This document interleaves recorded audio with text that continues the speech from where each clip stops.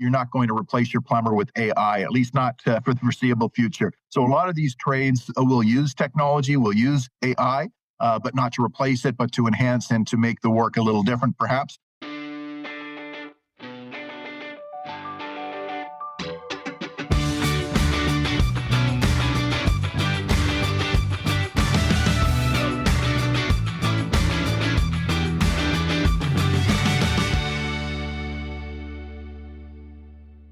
Welcome back to Closer Look across the Village Media Network and wherever you get your favorite podcast with Michael Friscolani. Good to have you back. Yeah, I know. You were on assignment last week. Were you Missed okay? you? Were you okay last week? You know what? It's never the same. Was it lonely? I feel like I'm talking to myself.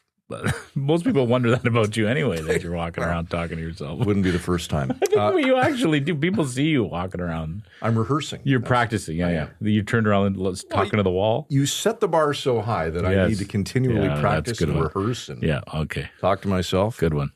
It's Sunday, the 24th day of May, 2026, or May 24, as many of us here in the province refer to it, even though the long weekend was last weekend. Not a lot has changed since you were last here.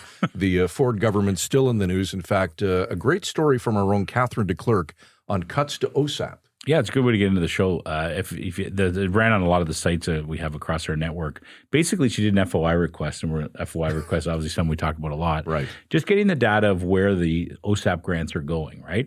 And what it goes to the heart of the question that the Ford government's been talking about how they said we need to cut these grants. It's too much. We can't be giving out as much as we did.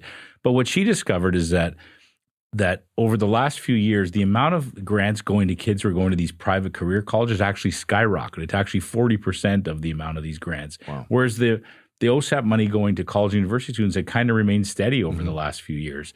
So it just kind of begs the question: well, why is the money going toward that? Right? Why is that where it's going? It raises a whole lot of questions. But again, a great use of the FOI system that we've been talking a lot about on this show. Right. And at the same time, the Trillium team has a story about how the FOI departments have actually been ordered to kind of freeze what they're doing in the midst of all the changes that are happening. They're not even responding to regular requests right now. So there's all kinds of things happening on that front. But to me, the OSAP question will be one that we'll continue to report on and will continue to be a thing. And what I found interesting too is that the premier also framed it as, make sure if you're a young person right now, really think hard about what you're doing. Don't go, what do you say, basket weaving? Don't go into battery, right? But which you and I both excelled at, by the way. Well, I was an expert at that. I have so many baskets.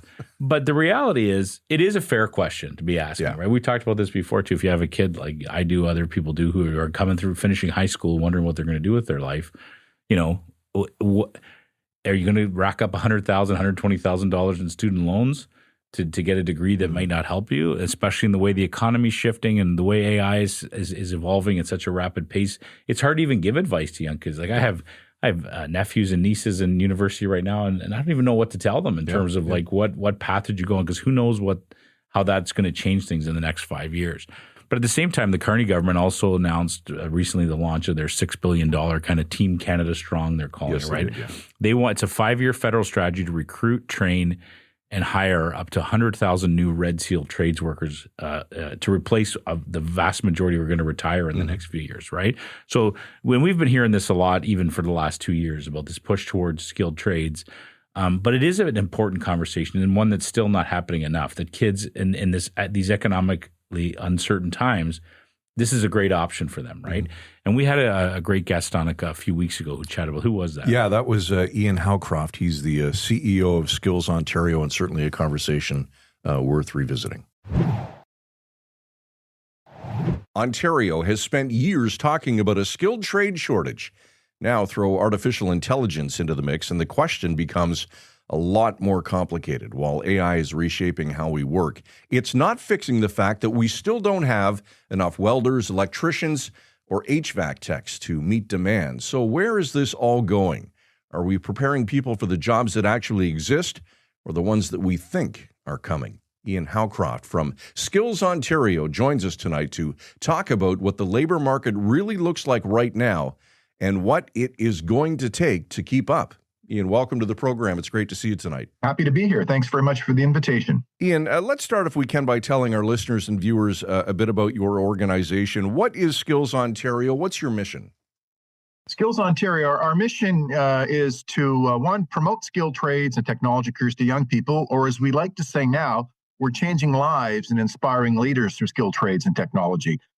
Getting the information, getting the pathways in front of young people, their parents, business, and others to make sure they're making decisions that will lead them to a satisfying and much needed career.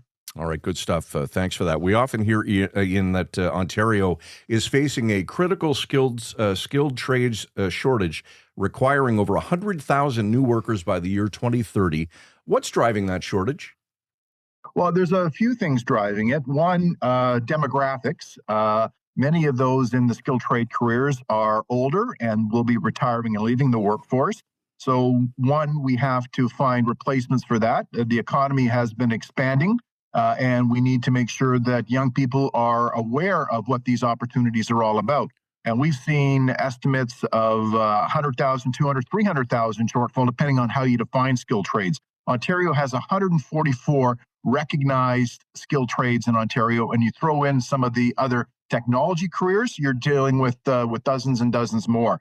And what we want to do is ensure young people are aware of the educational pathways they should be taking and how they can access some of the career pathways before it's too late. I guess it's never too late, but when the average age of an apprentice starting is 28, what we want to do is make sure young people are made aware of these things earlier. So if it is something they're interested in, if it is a pathway they'd like to explore, they can do it at an earlier stage in their life. Mm-hmm.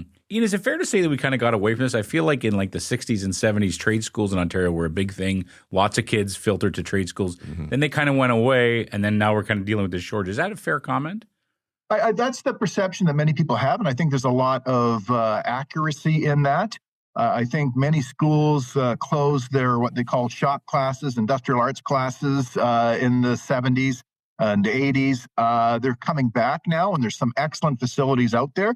But what we want to do is make sure that we have more of those skills, exploration, experiential opportunities available to young people. And that's what we do. We go into the schools and we talk about these career paths. We also want to provide an experiential opportunity to young people. We now have a fleet of 6 mobile units that we can take to schools, we can take to events, we can take to conferences that give that hands-on opportunity. See what it's like to operate a crane, to drive an excavator, to see what advanced manufacturing is all about, what electrical systems are like, what auto parts facilities are like. We have simulators there for welding and painting, and it's a great opportunity for young people to try a hand, try a trade, as they're exploring what they might want to do for their future careers. That's cool. We should have had those back when I was in high school. Yeah, no That would kidding. have been great. So if I'm a high school kid today, Ian, and I'm thinking about a career in the trades, what's the first thing I should do after I listen to this show?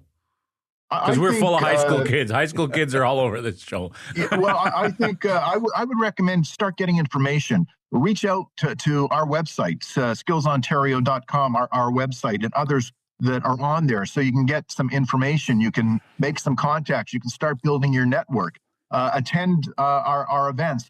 We will be hosting in just under a month from now the largest skills competition in the country at the Toronto Congress Centre. We have over 2,900 registrations for competitors in 78 different contests. We also hold a very large conference for girls and young women. We hold a very large conference for Indigenous youth. We have an entrepreneurship opportunity for those in high school that want to explore entrepreneurship. And we also have a guidance counselor conference.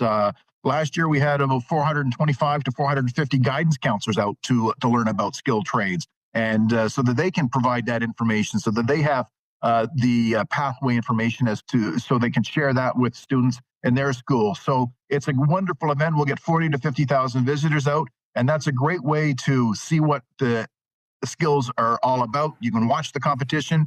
We have a large career fair there, so you can try a trade and have an experiential opportunity by the 100 booths that we have set up there. It's a wonderful opportunity, and just one way that we're offering that experiential opportunity as well. We go into the schools. Last year, we did about 2,600 presentations in schools. We hold about 100 events around the province for trade and tech days, some focused on underrepresented groups, but many for any student that would be interested in exploring what it's like to have a skilled trade career opportunity. Good stuff. Ian, what trades are in the highest demand right now?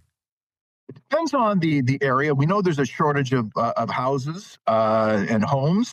That's a focus of the government, but there's a multifaceted issues with that, with the economy, with interest rates, with the affordability issues. So there's some a bit of a slowdown in some areas, but we need carpenters. We need people on infrastructure. We need electricians. We need plumbers. We need welders. HVAC. So those are some of the key ones that we're looking at. But we've expanded as well into some of the higher tech aspects. You mentioned AI in your opening comments. So how's that going to come into play? What are we going to do with that? We introduced a cybersecurity competition last year. We introduced an advanced manufacturing competition the year before that. So it's an evolving target that we have to make sure that we're staying relevant and the programming we offer resonates with young people. There's the traditional welder plumber aspects that will continue to be a great opportunity for many people. But as I said, there's 144 different jobs opportunities in the skilled trades recognized by the government of Ontario. Mm-hmm. Ian, Prime Minister Carney and Premier Ford are definitely dreaming big, whether it's, the big national projects that Mark Carney's been announcing, the Ring of Fire, for example, in the province of Ontario. Is there a worry that we just won't have enough skilled workers to actually fulfill some of these things? That's been the experience. That's why many of these jobs are going unfilled. So we want to start early. And we go into the schools to do presentations for very young students, grade 1, 2, and 3. Obviously, a different presentation than we're making in high school. But we want to make sure people are aware of that because it can take 4 or 5 years to get the skilled training that you need. So if you don't start early enough, you may find that you've graduated high school, you're looking at what your next career opportunity could be. Oh, I wish I'd taken that science class. I wish I'd taken that math class because I need that now. So what we want to do is give people the information, explore the opportunities, and find out what you need if that's something that you want to pursue. There's great careers out there, great university careers, great college careers, great skilled trades careers. And what we're trying to do is ensure young people have that whole array of opportunities in front of them so they can make an educated decision as to what's best for them going forward. Let's be honest, too. These are great paying jobs, right? Yes. These skilled trades. Is that part of your pitch? Is that part of your pitch, Ian? Part of it is, yeah. It's quality of life. It's quality of life after work. What can you afford? And skilled trades provide people with a great opportunity to have be well compensated. Many of them have pensions and benefit plans. So it is something that we're trying to give the whole picture of. Take a look at what the job is and what the compensation is, what the benefits are, and what you can do to build on that. Many that start off as a skilled tradesperson may want to start their own business. And that's why we were pleased to start offering some entrepreneurship information at our events as well. Ian, is it free to be trained? Is it all apprenticeships? Well, there's apprenticeship is the key way you earn while you learn, but there's some that we promote. Some ones that you go to school for. The colleges do the vast majority of skilled trades training in Ontario. So the apprenticeship is one important way, and we work with partners like ApprenticSearch.com, which does a matching between those who are looking for apprentices and those who are apprentices. So we partner with them in many of the events that they hold and that we hold, so that we're not duplicating. That I'm a big believer in partnerships. Let's find ways to collaborate, cooperate, and coordinate so that we're maximizing the impact and leverage of the resources that we have. So apprenticeship's a big part of what we're promoting, and it's a big part of what students can take advantage of. And I believe I've read somewhere there's about 20% increase in women entering the apprenticeship and entering the trades. Is that accurate? And what's drawing more women to the trades? Is it because the messaging is better? I think so. That's the information I've heard too, that the government keeps track of who's signing up for apprentices. So that's really good news. We have to make sure that we're tapping into the whole pool of future workers. And women are still significantly underrepresented in the skilled trade. So it's good that it's increasing. We have to do more. I think part of the answer is that there's groups like Skills Ontario, like ApprenticSearch.com, and others that are promoting this. We're making an effort to get out to young people. We're making an effort to get to underrepresented groups, whether it's women, Indigenous, and others that don't see themselves in the workplace, and finding ways that we can help them build their educational and career pathways forward to consider the skilled trades and hopefully find a successful opportunity for themselves. We're certainly living in a time where the economy is very uncertain. We're all concerned about things we read every day and how things are going. Are trades economy proof, I guess, lack for a better term? Like, does that impact how you're pitching this to young kids? Or is this one of those careers that no matter where the economy's going, you're still going to have work? I think the best thing you can do to prepare yourself for the uncertainty is to get training. And in the skilled trades, that's an area where you're not going to replace your plumber with AI, at least not for the foreseeable future. So a lot of these trades will use technology, will use AI, but not to replace it, but to enhance and to make the work a little different, perhaps.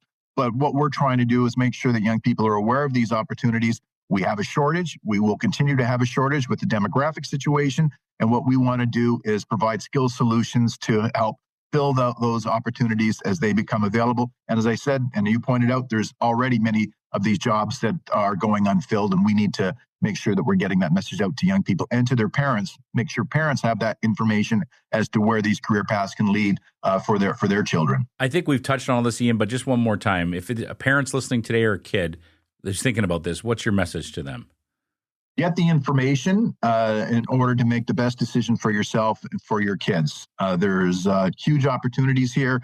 Go to skillsontario.com and check our website, the programming we offer, the connections that we make. Start building your network. Reach out to if you're interested in a job, a career, a skills area. Reach out and get more information and find a way that will help you move forward and make a decision that's best for you.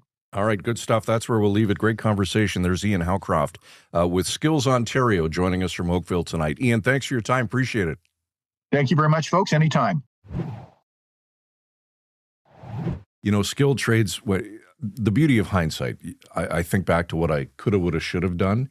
Just in the last 3 weeks at our house, we've had plumbers and electricians. Mm-hmm. And I think, man, if I had to do it all over again years and years and years ago, should have been the path. And you're going to have to work a couple extra years to pay for those two guys you hire. It's true, right? Damn right. That's the thing, right? And that's they're in such high demand that if you get these skills, you're never going to miss a day. You're never going to be out of work. There's going to be so much work. I think even, in some of the community, in this community we live in, Sault Ste. Marie, the idea of getting a plumber is almost impossible. Oh, my goodness, you're waiting forever to get one. So it's this is the reality. It's good work. So if you do retire soon, you could also. You're old. There's no doubt. But if you wanted to, red seal yourself in 5 more years. By the time you're 71, you'll have might have things paid for. Maybe you'd probably do really well.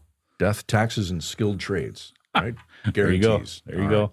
Closer look at villagemedia.ca. That is our email address. Please reach out anytime. We'd love to hear from you. And of course, you can watch all back episodes of the show at closerlookpodcast.ca. For Zach Trunzo, executive producer of the program, and Michael Friscolanti, our editor-in-chief here at Village Media, I'm Scott Sexsmith. Thanks for watching. Enjoy the rest of your weekend. We'll see you next Sunday at 8 right here on Closer Look. Briscoe & Scott's wardrobe provided in part by Moore's Clothing for Men.